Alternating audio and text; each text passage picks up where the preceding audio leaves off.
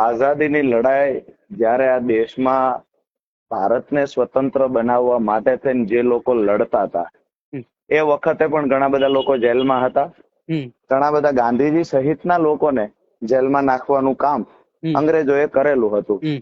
જેલમાં કોઈ હોય, કોઈ ઉપર ખોટો કેસ થાય તો હમ. એનો મતલબ એવો નથી કે એ આરોપી છે, એ ગુનેગાર સાબિત થઈ ગયો.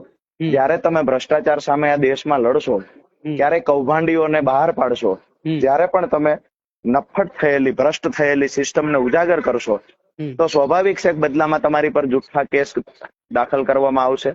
હમ. પોલીસને આગળ કરી તમારા અવાજને દબાવવાના પ્રયત્ન થશે. હમ. આ સીધી વાત છે કે એક સ્વાભાવિક વાત એ હતી હમ. કે ચૈતરભાઈ ઉપર ભૂતકાળમાં પણ જ્યારે જ્યારે કેસ થયા છે ત્યારે હમ. માત્ર ને માત્ર આદિવાસી સમાજનો અવાજ દબાવવા માટે, હમ. ચૈતરભાઈનો અવાજ દબાવવા માટેના પ્રયત્ન થયા છે.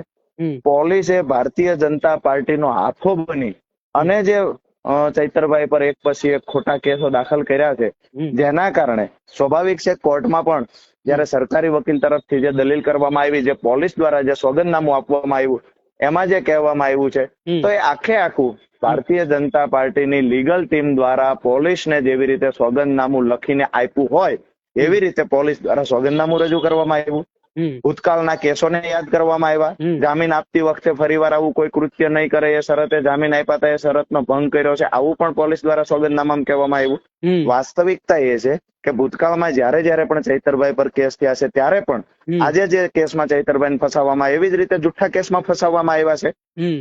તમે સમજી શકો છો કે પાણીનો ગ્લાસ પીવા માટે આપેલા પાણીના ગ્લાસને ફેંકવાથી કોઈ ઉપર જીવનું જોખમ થયું, 307 જેવા ગંભીર ગુનામાં, જે હાલ 109 છે, હમ. એ ગુનામાં જેને મારી નાખવાના ઈરાદા પૂર્વક ચૈતરભાઈએ ગ્લાસ ફેંક્યો, આવો આરોપ છે. હમ. આખે આખી ફરિયાદ ઉપજાવી કાઢેલી જુઠ્ઠી ફરિયાદ હમ. વાંચો એટલે ખબર પડે છે કે માત્ર ને માત્ર નાટકથી વિશેષ કઈ નથી.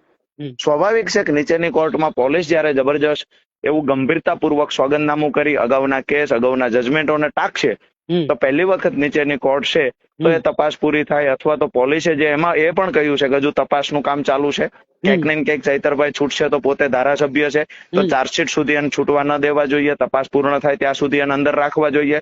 માની શકાય કે કોર્ટે પોલીસની વાત હાલ માની છે, પણ આગામી દિવસોમાં એક વાત નક્કી છે કે આમ આદમી પાર્ટીનો એક પણ ધારાસભ્ય હોય, કાર્યકર્તા હોય કે કોઈ સૈનિક હોય, તો એ ભારતીય જનતા પાર્ટીના આવા કોઈ ષડયંત્રથી દબાશે નહીં.